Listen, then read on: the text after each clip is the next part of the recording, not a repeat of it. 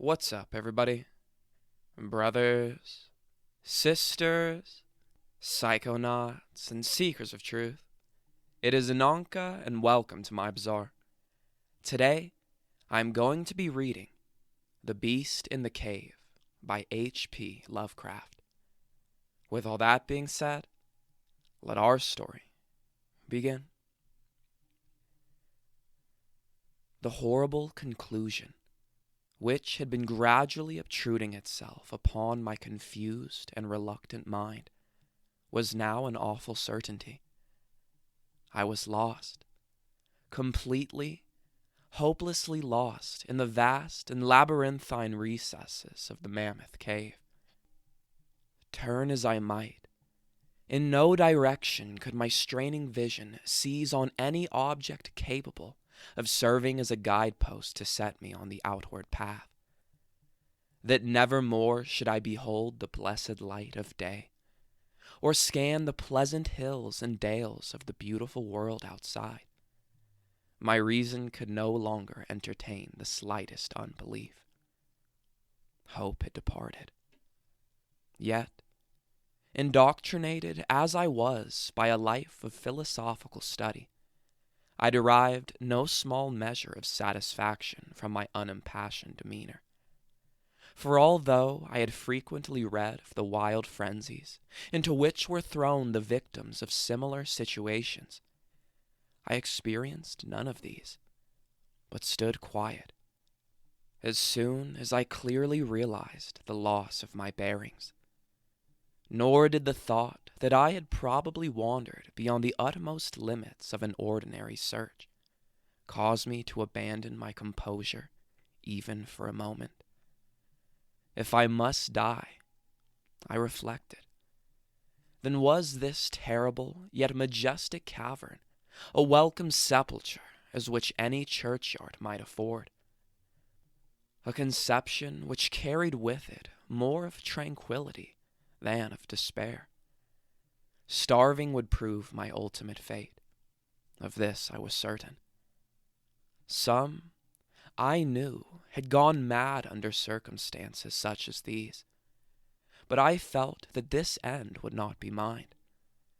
My disaster was the result of no fault save my own, since unbeknown to the guide, I had separated myself from the regular party of sightseers, and, wandering for over an hour in forbidden avenues of the cave, had found myself unable to retrace the devious windings which I had pursued since forsaking my companions.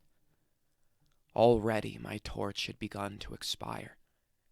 Soon I would be enveloped by the total and almost palpable blackness of the bowels of the earth.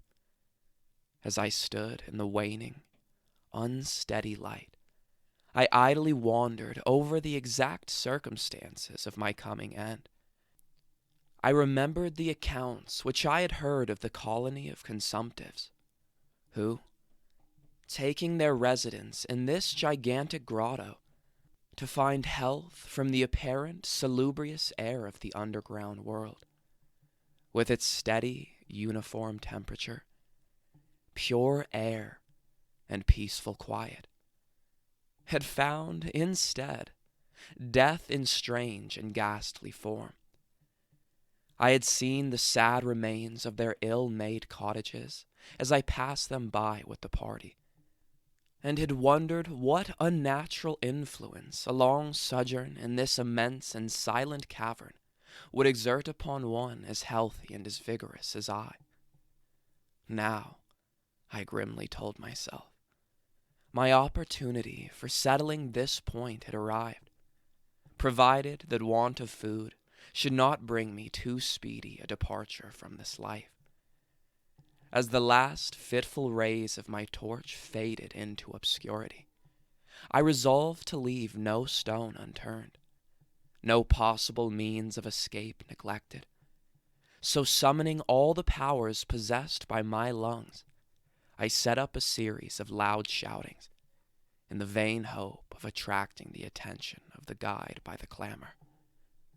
Yet, as I called, I believed in my heart that my cries were to no purpose, and that my voice, magnified and reflected by the numberless ramparts of the black maze about me, fell upon no ears save my own. All at once, however, my attention was fixed with a start, as I fancied that I heard the sound of soft approaching steps on the rocky floor of the cavern. Was my deliverance about to be accomplished so soon? Had then all my horrible apprehensions been for naught? And was the guide, having marked my unwarranted absence from the party, following my course and seeking me out in this limestone labyrinth? Whilst these joyful queries arose in my mind, I was on the point of renewing my cries, in order that my discovery might come the sooner, when in an instant my delight was turned to horror as I listened, for my ever acute ear, now sharpened in even greater degree by the complete silence of the cave, bore to my benumbed understanding the unexpected and dreadful knowledge that these footfalls were not like those of any mortal man. In the unearthly stillness of this subterranean region, the tread of the booted guide would have sounded like a series of sharp and incisive blows. These impacts were soft and stealthy, as of the padded paws of some feline. Besides, at times, when I listened carefully, I seemed to trace the falls of 4 instead of 2 feet. I was now convinced that I had, by my cries, aroused and attracted some wild beast, perhaps a mountain lion which had accidentally strayed within the cave. Perhaps, I considered, the Almighty had chosen for me a swifter and more merciful death than that of hunger. Yet the instinct of self-preservation, never wholly dormant, was stirred in my breast, and though escape from the oncoming peril might but spare me for a sterner and more lingering end, I determined nevertheless to part with my life at as high a price as I could command. Strange as it may seem, my mind conceived of no intent on the part of the visitor, save that of hostility. Accordingly, I became very quiet, in the hope that the unknown beast would, in the absence of a guiding sound, lose its direction as had I, and thus pass me by. But this hope was not destined for realization, for the strange footfalls steadily advanced, the animal evidently having obtained my scent, which in an atmosphere so absolutely free from all distracting influences as is that of the cave, could doubtless be followed at great distance.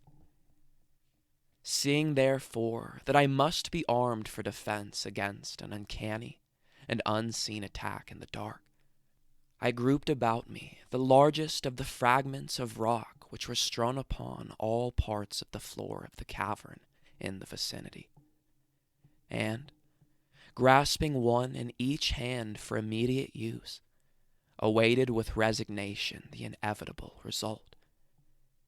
Meanwhile, the hideous pattering of the paws drew near. Certainly, the conduct of the creature was exceedingly strange. Most of the time, the tread seemed to be that of a quadruped, walking with a singular lack of unison betwixt hind and 4 feet. Yet at brief and infrequent intervals, I fancied that but 2 feet were engaged in the process of locomotion. I wondered what species of animal was to confront me. It must, I thought, be some unfortunate beast who had paid for its curiosity to investigate one of the entrances of the fearful grotto, with a lifelong confinement in its interminable recesses. It doubtless obtained as food the eyeless fish bats, and rats of the cave, as well as some of the ordinary fish that are wafted in at every freshet of Green River, which communicates in some occult manner with the waters of the cave. I occupied my terrible vigil with grotesque conjectures of what alterations cave life might have wrought in the physical structure of the beast, remembering the awful appearances ascribed by local tradition to the consumptives who had died after long residence in the cavern. Then I remembered with a start that even should I succeed in killing my antagonist, I should never behold its form, as my torch had long since been extinct, and I was entirely unprovided with matches. The tension on my brain now became frightful. My disordered fancy conjured up hideous and fearsome shapes from the sinister darkness that surrounded me, and that actually seemed to press upon my body. Nearer, nearer, the dreadful footfalls approached. It seemed that I must give vent to a piercing scream, yet had I been sufficiently irresolute to attempt such a thing, my voice could scarce have responded. I was petrified, rooted to the spot. I doubted if my right arm would allow me to hurl its missile at the oncoming thing when the crucial moment should arrive. Now the steady pat, pat of the steps was close at hand. Now, very close. I could hear the labored breathing of the animal, and terror-struck as I was, I realized that it must have come from a considerable distance, and was correspondingly fatigued. Suddenly the spell broke. My right hand, guided by my ever-trustworthy sense of hearing, threw with full force the sharp-angled bit of limestone which it contained, toward that point in the darkness from which emanated the breathing and pattering, and, wonderful to relate, it nearly reached its goal, for I had heard the thing jump, landing at a distance away, where it seemed to pause. Having readjusted my aim, I discharged my second missile, this time most effectively, for with a flood of joy I listened as the creature fell in what sounded like a complete collapse, and evidently remaining prone and unmoving. Almost overpowered by the great relief which rushed over me, I reeled back against the wall. The breathing continued, in heavy, gasping inhalations and expirations, whence I realized that I had no more than wounded the creature, and now all desire to examine the thing ceased. At last something allied to groundless, superstitious fear had entered my brain, and I did not approach the body, nor did I continue to cast stones at it in order to complete the extinction of its life. Instead, I ran at full speed in what was, as nearly as I could estimate in my frenzied condition, the direction from which I had come. Suddenly I heard a sound, or rather, a regular succession of sounds. In another instant, they had resolved themselves into a series of sharp, metallic clicks. This time there was no doubt. It was the guide. And then I shouted, yelled, screamed, even shrieked with joy as I beheld in the vaulted arches above the faint and glimmering effulgence which I knew to be the reflected light of an approaching torch. I ran to meet the flare, and before I could completely understand what had occurred, was lying upon the ground at the feet of the guide, embracing his boots and gibbering, despite my boasted reserve, in a most meaningless and idiotic manner, pouring out my terrible story, and at the same time overwhelming my auditor with protestations of gratitude. At length I awoke to something like my normal consciousness.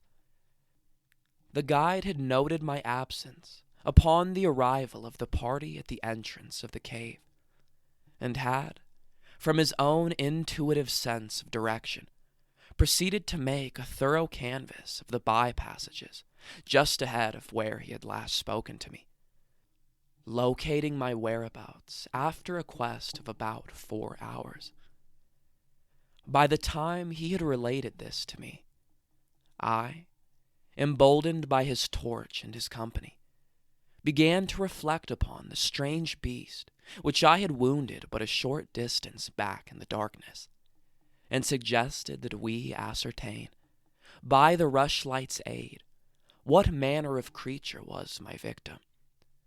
Accordingly, I retraced my steps, this time with a courage born of companionship, to the scene of my terrible experience. Soon we descried a white object upon the floor, an object whiter even than the gleaming limestone itself. Cautiously advancing, we gave vent to a simultaneous ejaculation of wonderment, for of all the unnatural monsters either of us had in our lifetimes beheld, this was in surpassing degree the strangest. It appeared to be an anthropoid ape of large proportions, escaped, perhaps, from some itinerant menagerie. Its hair was snow white, a thing due, no doubt, to the bleaching action of a long existence within the inky confines of the cave. But it was also surprisingly thin, being indeed largely absent save on the head, where it was of such length and abundance that it fell over the shoulders in considerable profusion. The face was turned away from us, as the creature lay almost directly upon it. The inclination of the limbs was very singular, explaining, however, the alternation in their use which I had before noted, whereby the beast used sometimes all 4, and on other occasions but 2 for its progress. From the tips of the fingers or toes, long nail-like claws extended. The hands or feet were not prehensile, a fact that I ascribed to that long residence in the cave, which, as I before mentioned, seemed evident from the all-pervading and almost unearthly whiteness so characteristic of the whole anatomy. No tail seemed to be present. The respiration had now grown very feeble, and the guide had drawn his pistol with the evident intent of dispatching the creature, when a sudden sound emitted by the latter caused the weapon to fall unused. The sound was of a nature difficult to describe. It was not like the normal note of any known species of simian, and I wondered if this unnatural quality were not the result of a long-continued and complete silence, broken by the sensations produced by the advent of the light, a thing which the beast could not have seen since its first entrance into the cave. The sound, which I might feebly attempt to classify as a kind of deep-toned chattering, was faintly continued. All at once a fleeting spasm of energy seemed to pass through the frame of the beast.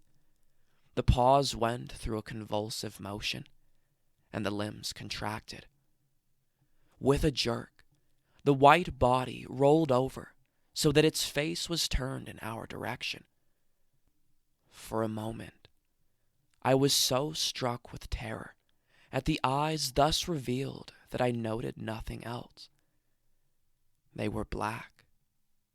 Those eyes, deep, jetty black, in hideous contrast to the snow-white hair and flesh. Like those of other cave denizens, they were deeply sunken in their orbits, and were entirely destitute of iris. As I looked more closely, I saw that they were set in a face less prognathous than that of the average ape, and infinitely more hairy. the nose was quite distinct. As we gazed upon the uncanny sight presented to our vision, the thick lips opened, and several sounds issued from them, after which the thing relaxed in death. The guide clutched my coat sleeve and trembled so violently that the light shook fitfully, casting weird, moving shadows on the walls about us. I made no motion, but stood rigidly still, my horrified eyes fixed upon the floor ahead. Then fear left, and wonder, awe, compassion, and reverence succeeded in its place, for the sounds uttered by the stricken figure that lay stretched out on the limestone had told us the awesome truth. The creature I had killed, the strange beast of the unfathomed cave, was, or had at one time been, a man.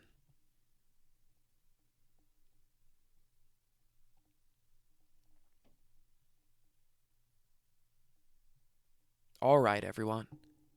That is the end of our story. If you enjoyed it, don't forget to like, share, subscribe. Check out the other videos and playlists on my channel. And I will see you in the next one, fam. Deuces.